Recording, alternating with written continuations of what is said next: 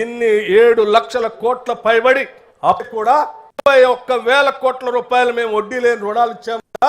ఆనాటి ఆర్థిక శాఖ మంత్రిగా ఉన్నటువంటి హరీష్ రావు గారు బడతలాగా పెరిగాడు కానీ 7 లక్షల కోట్ల రూపాయల్లో లేకపోతే 10 సంవత్సరాల బడ్జెట్ గురించి ఒక 10,000 కోట్ల రూపాయల మీ గురించి ఆలోచన చేసి వడ్డీ లేని రుణాలు ఏమన్నా ఇచ్చాడా?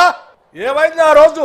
ఆ రేవంత్ రెడ్డి గారి దుష్ట సావాసంతో బట్టి గారు కూడా చెడిపోయారు. నిన్న నా మీద మాట్లాడుతూ బాడీ షేమింగ్, నిన్న మీరు చూసుంటారు టీవీలో, వ్యక్తిగతంగా మాట్లాడారు, నా ఎత్తు గురించి మాట్లాడిండు. సరే, అది నేను కూడా మాట్లాడవచ్చు, కానీ నేను ఆయన విజ్ఞతకే వదిలేస్తున్నా.